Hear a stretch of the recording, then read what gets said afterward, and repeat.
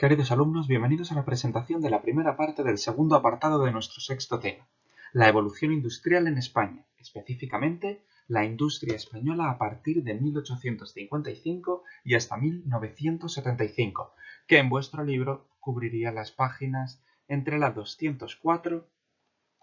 y la 211. Este es un periodo marcado por las inmensas evoluciones técnicas, sociales, organizativas, incluso políticas y territoriales que tendrán lugar internacionalmente. En los principales países europeos va a tener lugar la primera revolución industrial, como ya conocemos, basada en el uso de máquinas que sustituyen a las tradicionales fuerzas humanas y naturales para trabajar en el campo y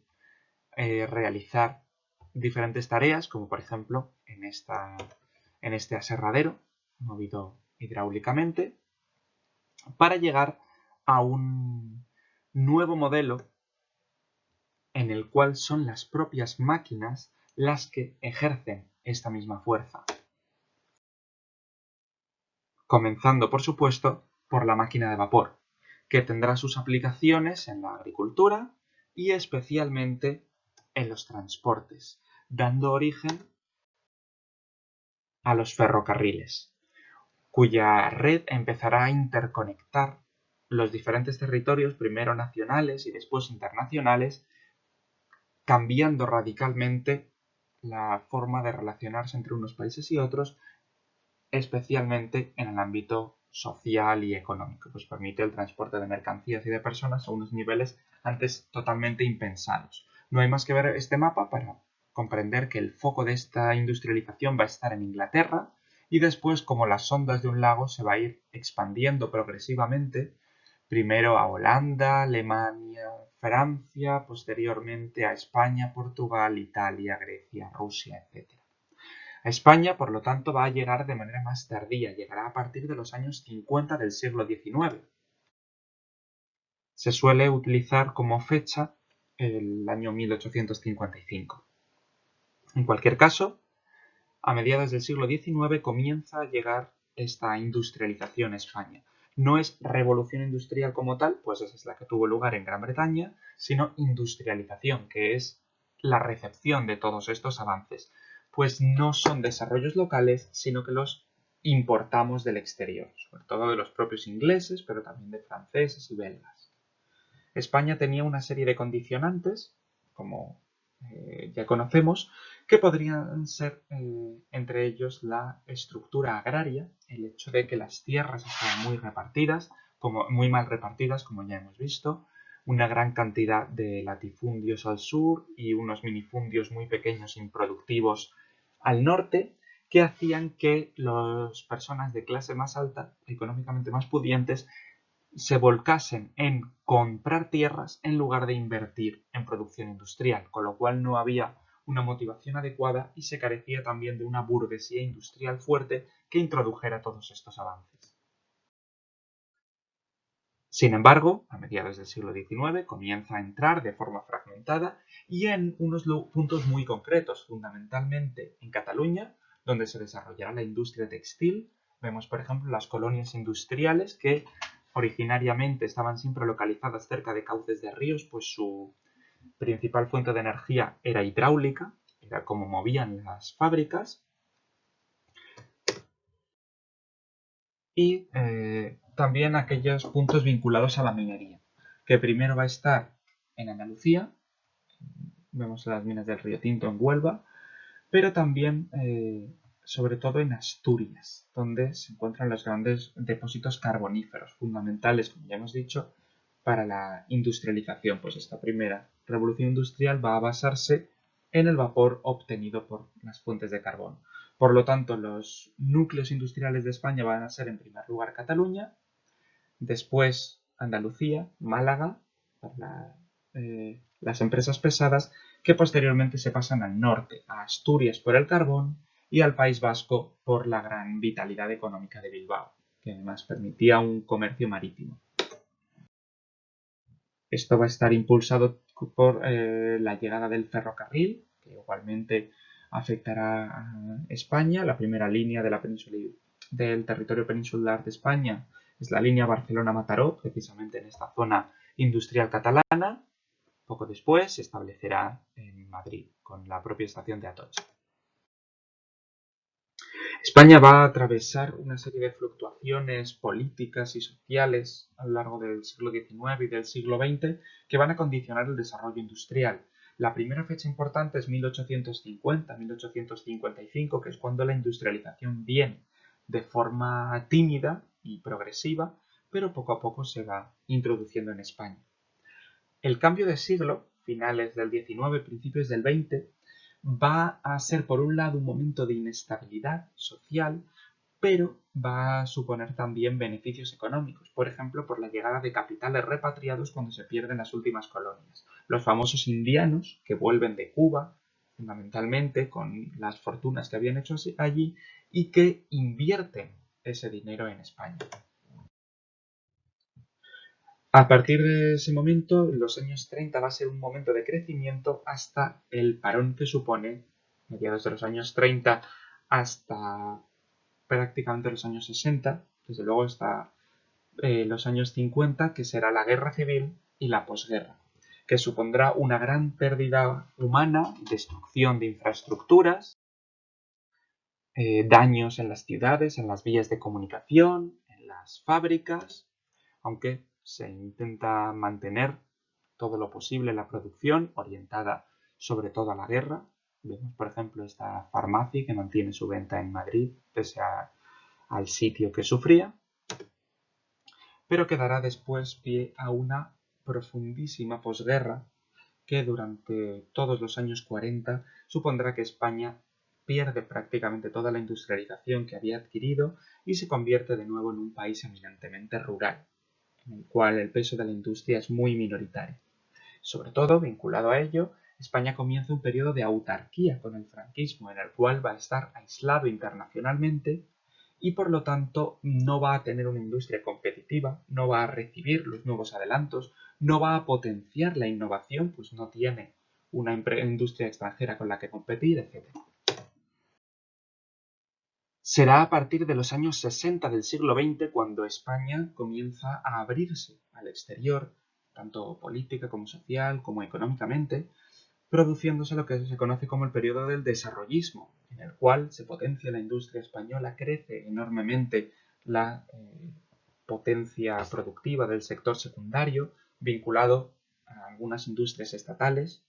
o a la construcción, fundamentalmente muy relacionado con el turismo, tanto por la demanda de nuevas infraestructuras como por los capitales que recibe. Así, a lo largo de estos años 60 y 70 se va a producir el conocido como milagro español, hasta la crisis del 75. Por lo tanto, la producción industrial española durante este periodo va a comenzar un suave crecimiento a partir de mediados del siglo XIX, cuando antes de ello era prácticamente inexistente, el sector secundario era meramente artesanal. A partir de los 50 comienza un crecimiento muy suave, en el cual, por ejemplo, en esta gráfica no se aprecia el cambio de siglo. Un aumento del crecimiento durante la década de los años 20 o realmente durante el primer tercio del siglo XX hasta los años 30 y un bajón importante en la producción industrial desde los años 30, sobre todo a mediados, desde la crisis del 29 y especialmente con la inestabilidad de la República, la crisis de la Guerra Civil y de la posguerra, que comienza a recuperarse progresivamente hasta aumentar en los años 50, especialmente en los años 60, cuando el desarrollismo, el aperturismo español da lugar a lo que se conoce como el milagro español, con un enorme aumento de la productividad. Todo ello, por lo tanto, se reduciría a un despegue a partir de 1855 por la llegada de los primeros elementos industriales, pero muy condicionado por unos elementos negativos. No había materias primas y energías adecuadas. Va a ser una industrialización basada en el carbón, del cual teníamos en España, pero de escasa calidad y no tan productivo como en otras partes del mundo. En el algodón para la industria textil catalana que necesitábamos importar de otros países, sobre todo a partir de la pérdida de las colonias, que era nuestra principal fuente de materia prima. y la siderurgia, sobre todo establecida en el País Vasco para la producción de acero, que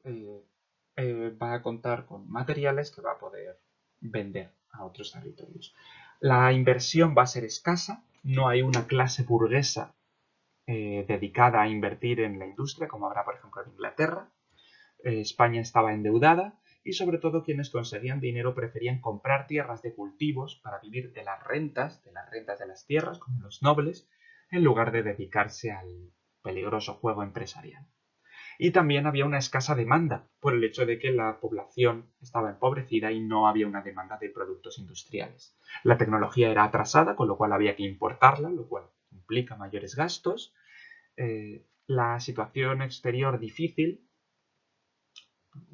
interior y exterior, la situación política en general, la pérdida de las colonias que lleva a un aislamiento total, pero también la inestabilidad política con las guerras carlistas y los continuos pronunciamientos que dificultan el establecimiento de una economía sólida y el proteccionismo.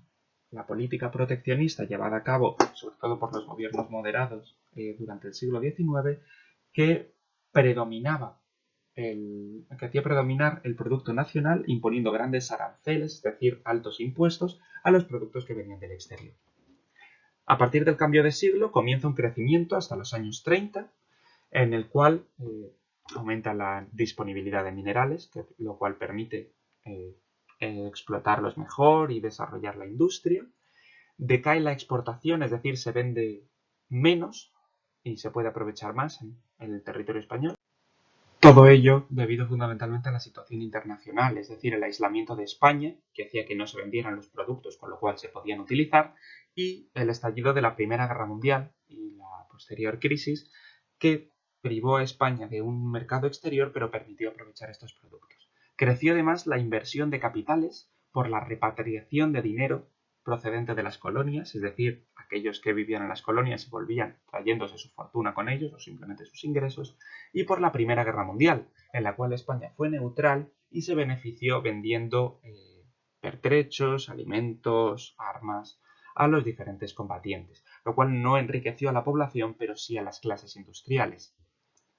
Aumentó también la demanda, sobre todo por parte de las obras públicas fomentadas por el Estado, especialmente en los años 20 con la dictadura de Miguel Primo de Rivera, y se introdujeron los adelantos de la Segunda Revolución Industrial, que es esta nueva ola de industrialización que se produjo en Europa, con un foco que ya no estaba tanto en Inglaterra como cada vez más, por ejemplo, en los Estados Unidos, y nuevos avances o el requerimiento de nuevas energías como los hidrocarburos, combustibles como la gasolina, o la electricidad, inventos como el automóvil, el avión, etc. Entre el 36 y el 59, por la guerra y la posguerra, se interrumpe el crecimiento industrial, de hecho decrece, sobre todo en los años 40, por destrucción de las infraestructuras, pérdidas humanas, el desarrollo de una autarquía que es un aislamiento internacional con un fortísimo proteccionismo y una grave crisis desencadenada por esto, ya que España no contaba con la tecnología necesaria, las materias primas, las fuentes de energía,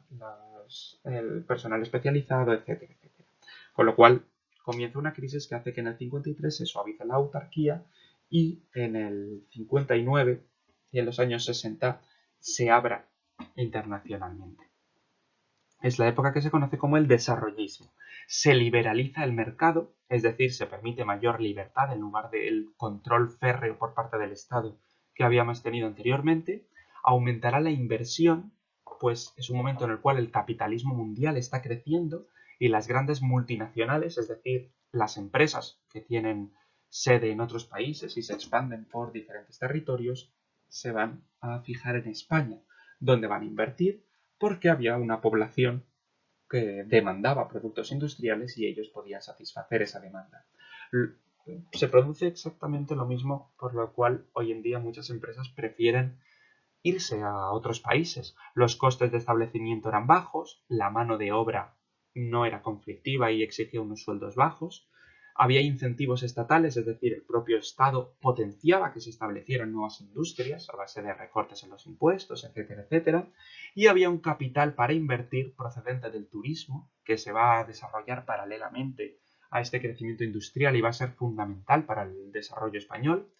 Y a los emigrantes. Es un momento en el cual España envía una gran cantidad de población al exterior, una población que repatriará capitales, es decir, enviará dinero a sus familias en España.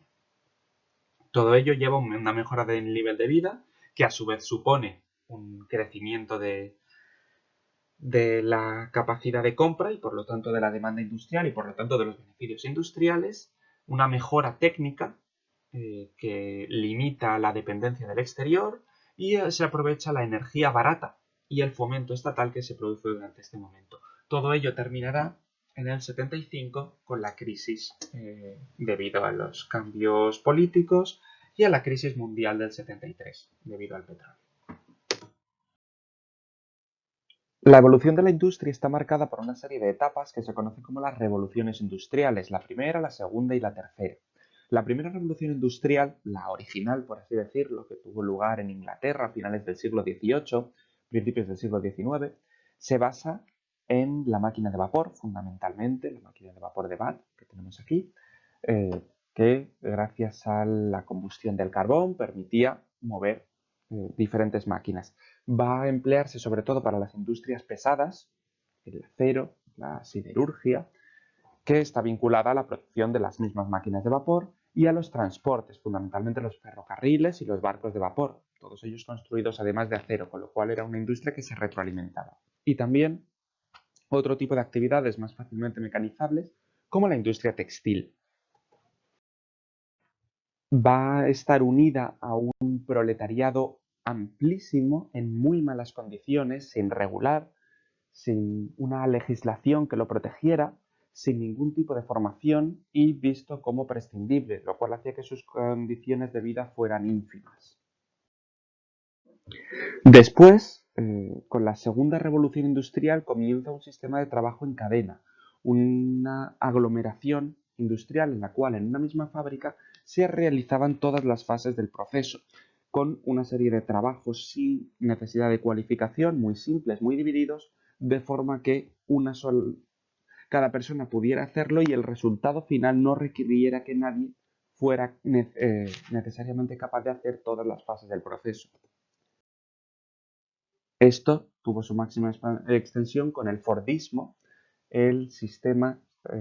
originado en las fábricas de Ford en los Estados Unidos, en las cuales, con ayuda de maquinaria, se subdividía todo el proceso en una serie de tareas organizadas y muy concretas, de forma que un proletariado sin ningún tipo de formación podía colaborar en la construcción de las máquinas más complejas. En España, la mayor parte de las industrias van a ser pequeñas, dedicadas a un comercio interno, muchas veces incluso local, los pequeños textiles, la alimentación, etc. Y las pocas industrias de mayor tamaño que van a existir van a ser estatales, dirigidas por el Instituto Nacional de Industria, el INI,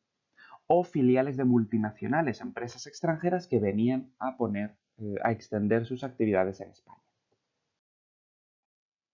Como ya hemos visto, la producción va a ir creciendo continuamente con el único bache de los años 30-40 y va a tener un gran despegue en los años 60 con el desarrollismo. Si nos fijamos en la población ocupada, este despegue, por supuesto, no es tan pronunciado, porque, por supuesto, la población no se puede multiplicar. España va a seguir siendo durante muchos años un país eminentemente agrario, aunque va a ir derivando población en la industria, pero la industria tiene unos límites de la capacidad de población que puede recibir, sobre todo porque a medida que se va desarrollando, va aumentando su mecanización, con lo cual, si bien aumenta la producción de manera continua, no aumenta la necesidad de población. De hecho, vemos cómo en los años 70 la curva empieza a aplanarse, ya que se está empezando a alcanzar el límite en el cual nos encontramos hoy en día de la población requerida por la industria. Por lo tanto, la producción industrial se divide en las revoluciones industriales. La primera se basaba en máquinas hidráulicas, es decir, movidas por el agua, como esas primeras colonias industriales de Cataluña, localizadas al lado de ríos, y sobre todo cada vez más las máquinas de vapor, las más modernas, impulsadas por carbón, que requería estas materias primas que en España existían pero de mala calidad, el carbón, y por lo tanto era muy habitual importarla, lo cual aumentaba su precio. El trabajo de los obreros era muy rutinario y carecían de toda protección. Los sectores más importantes para esta primera revolución industrial van a ser el textil, sobre todo de los algodones, cuya materia prima también tenía que importarse, y la siderurgia, localizada sobre todo en la cornisa cantábrica, especialmente en el País Vasco, para la industria pesada. La segunda revolución industrial, ya bien entrada en el siglo XX, se basa en una serie de inventos como el motor de explosión, alimentado por hidrocarburos, es decir, por combustibles procedentes del petróleo como las gasolinas, lo cual va a estar caracterizado por el hecho de que en España, como sabéis, no producimos apenas petróleo, por lo tanto todo tiene que ser importado. Al comienzo de la segunda revolución industrial y hasta la crisis del 73, la importación de petróleo va a ser bastante barata, con lo cual no va a ser un gran óbice, pero es una más de las dependencias a las cuales se tiene que enfrentar España. Se implanta el Fordismo, este sistema de producción en cadena, en el cual los diferentes trabajadores van a ir realizando tareas muy concretas para que el resultado final sea un producto complejo. La centralización productiva, es decir, todas las fases de la producción en la misma fábrica. Se van desarrollando economías de escala, es decir, con una altísima producción que obliga a almacenar el stock, es decir, no se producía lo necesario, sino que se producía en grandes cantidades de producto, favorecido por el uso de las máquinas, que luego tenían que darse salida. Por lo tanto, era fundamental vender. Va a ir produciéndose una diversificación, sobre todo en los tres grandes áreas de la industria, que son la industria básica para los productos no elaborados, los productos que serán utilizados por otras empresas, las tablas de madera, las placas de hierro, los bienes de consumo, que son aquellos ya elaborados, que son comprados directamente por el consumidor, como los alimentos o los muebles, y los bienes de equipo, que son los que utilizan otras empresas para producir, como las máquinas. La estructura industrial se caracteriza por un crecimiento continuo, salvo por el paréntesis de la guerra civil y la posguerra, en el cual el crecimiento se estanca y de hecho se invierte, desciende la industrialización española. La mano de obra va a ser abundante y de escasa cualificación, que no va a tener ningún tipo de regulación al principio, pero durante el primer tercio del siglo XX, es decir, hasta los años 30 aproximadamente, va a ir recibiendo la legislación para estar más protegida ante los abusos de los dueños de las fábricas. Va a haber una serie de pequeñas empresas, que es lo más habitual, pequeñas empresas familiares para el consumo local, que requieren bajas inversiones, poco tecnificadas, poco mecanizadas y por lo tanto poco competitivas, solamente participan al nivel de su ciudad, por ejemplo, o de su provincia, dedicados sobre todo a bienes de consumo, la ropa, la alimentación, los muebles, etcétera, etcétera. Y por otra parte, las grandes empresas que eran bien propiedad estatal, gestionada por el INI, el Instituto Nacional de Industria, dedicado sobre todo a los sectores básicos, o a las filiales de multinacionales, es decir, secciones de empresas localizadas en otros países y normalmente con capital extranjero que venían a España porque habían encontrado un nicho en el mercado. La tecnología va a estar generalmente atrasada, con una escasa inversión y una gran importancia del proteccionismo, es decir, no había mucha tecnología porque no se invertía y precisamente debido a que el proteccionismo protegía los productos nacionales evitando la competencia con el extranjero, los empresarios españoles no se veían en la necesidad de innovar cada vez más, porque con lo que tenían era suficiente. Y esto va a llevar a una dependencia gravísima de España respecto al exterior, que en algunos casos seguimos arrastrando. Una dependencia tecnológica, porque en el exterior tenían estos avances de los cuales nosotros carecíamos, dependencia financiera del capital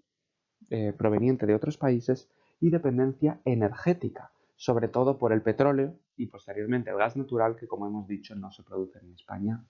prácticamente. El objetivo del mercado va a ser fundamentalmente el mercado interior para la venta nacional, pero se va a exportar en algunos casos los productos elaborados por las multinacionales que conectan con sus filiales en otros países del mundo. Finalmente, conviene conocer dónde se sitúa la industria y por qué. Como ya hemos apuntado, la industria desde el comienzo de la industrialización española en el siglo XIX va a tener dos grandes núcleos. La costa levantina, fundamentalmente Cataluña, donde se establece la industria textil, originariamente algodonera, por las importaciones americanas, y en la franja cantábrica, especialmente Asturias y sobre todo el País Vasco, concentrado en torno a Bilbao, tendremos la industria pesada, industria siderometalúrgica de la producción del acero. Van a tener un gran peso, por lo tanto, la localización de los bienes necesarios, por ejemplo, para la industria pesada, que haya hierro cerca, que haya minas, como en el País Vasco, o que haya carbón, como en Asturias, o que estén cerca de lugares a los cuales puedan llegar las materias primas fácilmente, básicamente los puertos, como el de Barcelona o el de Bilbao. Vemos la siderurgia de Vizcaya, la ría de Bilbao, un polo industrial importantísimo de España desde el primer momento, en el cual acabaría naciendo, de hecho, la banca española. El banco, por ejemplo, de Bilbao, acabaría siendo el Banco Bilbao Vizcaya. Vinculado también a factores humanos, como podía ser la mayor o menor conflictividad laboral, los problemas que hubiera, la legislación, la cercanía a grupos de consumidores o la existencia de profesionales dispuestos a trabajar en la industria o, como en este caso, unos transportes adecuados. Lo vemos aquí con la inauguración del ferrocarril.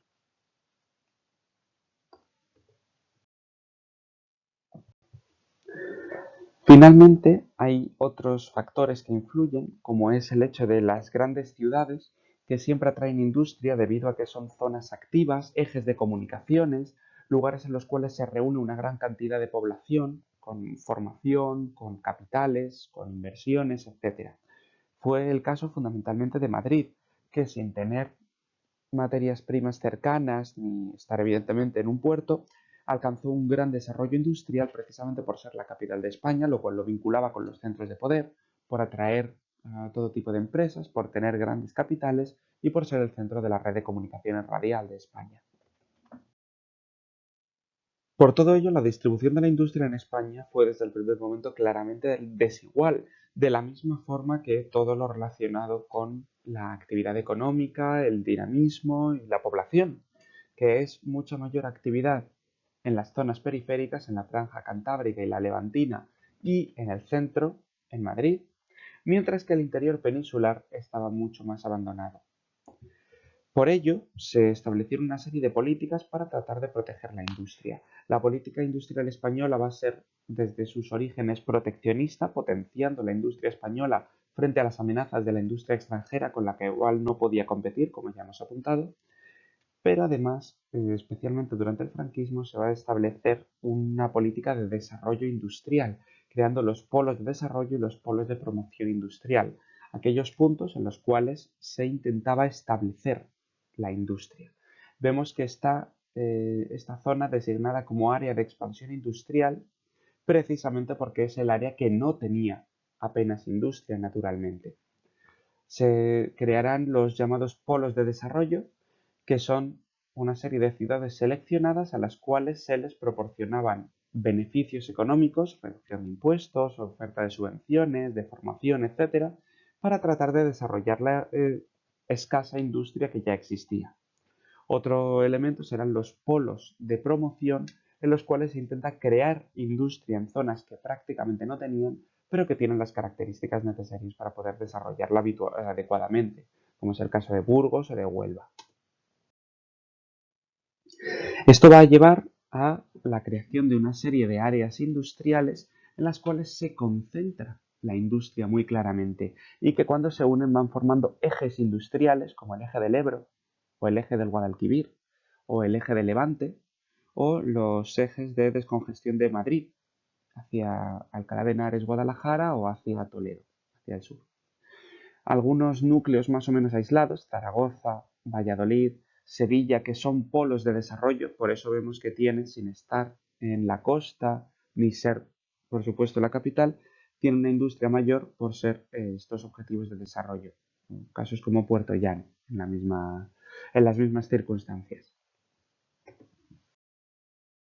Esto se ve incluso en mapas que parecen no ser tan evidentes, como es el caso de la variación de la población española. En este periodo podemos ver las zonas que más población han perdido son, por supuesto, las zonas menos industrializadas, las zonas más rurales, fundamentalmente del interior de la península ibérica, mientras que las que más población han ganado son, como siempre, Cataluña, Valencia, País Vasco y Madrid, y en general la periferia, y los casos particulares de Zaragoza y Valladolid, que al ser estos polos de desarrollo van a ir atrayendo población. También las Islas Baleares y Canarias van a ganar población, tanto por el establecimiento de la industria, pues habrá una industria local, por ejemplo, en Baleares, ya que al ser evidentemente islas requieren una producción propia que compense los problemas de desabastecimiento, pero también va a estar muy vinculado, sobre todo en épocas posteriores, a partir de los 70, al turismo. Por lo tanto, la localización se va a basar en una serie de factores. Los factores físicos, dados específicamente por la naturaleza, son la existencia de materias primas, de fuentes de energía, el carbón fundamentalmente en Asturias, y de posibilidades de acceso, es decir, básicamente los puertos. Pero también factores humanos, marcados por la humanidad, la existencia de consumidores, de mano de obra, de posibilidades de transporte como las redes de ferrocarril o los puertos, de capital que puede invertirse, servicios a las industrias, por ejemplo, de sistemas de transporte, de comunicación, asistencia legal, eh, apoyo burocrático, posteriormente publicidad, etcétera, infraestructuras adecuadas y políticas favorables, como por ejemplo los polos de desarrollo que ya hemos mencionado. Va a producirse una concentración industrial, es decir, las industrias van a estar unidas normalmente en las ciudades, eh, habitualmente en la periferia de las ciudades, zonas en las cuales el suelo es más barato, pero están cerca de las zonas de consumo y de las fuentes de mano de obra. Para ello se van a ir creando polígonos industriales, donde se unen todas estas empresas y pueden beneficiarse de estar juntas. Por ejemplo, compartir los transportes, colaborar unas con las otras, compartir servicios como la asistencia legal, etcétera. Los emplazamientos van a variar según el tipo de industria. La industria básica, que produce bienes no elaborados, como la siderurgia, por ejemplo, van a estar cerca de las materias primas. Son sobre todo industrias que producen grandes cantidades de producto, pesado, difícil de transportar, y unas materias primas igualmente requeridas de un transporte costoso, con lo cual van a estar cerca de las fuentes. Por eso, por ejemplo, se establecen en el País Vasco, donde hay minas,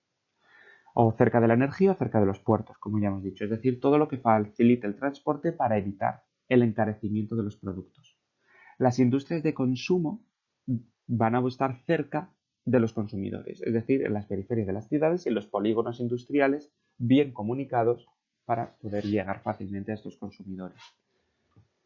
En la primera revolución industrial, las áreas fundamentales son la zona norte, la zona cantábrica, sobre todo para industrias de base como la siderurgia, y el litoral mediterráneo, fundamentalmente Cataluña, donde será especialmente la industria textil, originariamente sobre todo algodonera, pero también se irá diversificando con una industria básica y una industria ligera de diferentes tipos. Y en general en las grandes ciudades, Madrid por supuesto, aquellos polos de desarrollo que ya hemos mencionado y las capitales de provincia, donde se da una industria de consumo, muchas veces estas pequeñas industrias con poca inversión y poca mecanización, que tenían como consumidores a los habitantes de la provincia.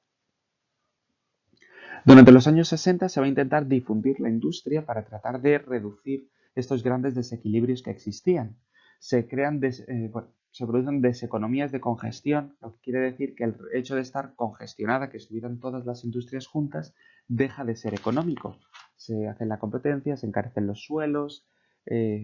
no hay posibilidades para transportar todos los productos necesarios, etcétera, con lo cual las propias industrias quieren marcharse.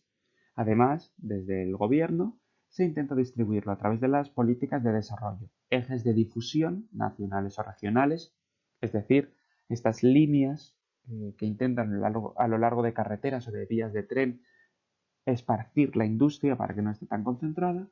o los enclaves industriales aislados, como los polos de desarrollo. La política desde el primer momento va a ser proteccionista, es decir, establecer altos aranceles a los productos provenientes del exterior para proteger la industria nacional y con una gran intervención estatal, intervención del Estado, para favorecer la industria. Tras la guerra civil, durante el franquismo, se establece la autarquía, es decir, el intento de que España fuera plenamente independiente y pudiera mantenerse aislada, es decir, produjera todo lo necesario para no tener que comprar productos al exterior. Sin embargo, esta dependencia era prácticamente imposible en el mundo moderno, con lo cual llevó a una gran crisis que hizo que poco a poco se fuera abriendo el país. Esto tendrá su gran consecuencia en los años 60 con los planes de desarrollo, en el cual se van a establecer estos polos de promoción para crear industria allá donde no había y de desarrollo para favorecer la industria ya existente a base de subvenciones, préstamos, de grabaciones fiscales, es decir, reducciones de impuestos, abaratamiento del suelo, garantía de unas infraestructuras adecuadas, ayudas para la formación de los trabajadores y los empresarios, etcétera, etcétera. Sin embargo, tuvo sus problemas, la inversión no fue tan adecuada como se esperaba y tampoco creó el empleo y dinamizó la economía tanto como se deseaba. De hecho, lo que hizo fue aumentar las desigualdades regionales, ya que la poca industria que había fuera de estas zonas de Madrid, del Cantábrico y de Levante va a concentrarse en estos polos específicos, dejando prácticamente desierto en cuanto a la industria el resto de zonas. Por lo tanto, se va a aumentar esta desigualdad. Para ello se crean además también polígonos de descongestión industriales, zonas, por ejemplo, en la periferia de las ciudades o fuera de las grandes zonas industriales, donde se sitúan todas estas empresas bien comunicadas y con los servicios adecuados para intentar diversificar la localización industrial. Eso es todo lo que teníamos que ver por hoy, así que muchas gracias por escucharlo. Si hay cualquier duda o necesitáis cualquier cosa, por favor no dejéis de acudir. Muchas gracias.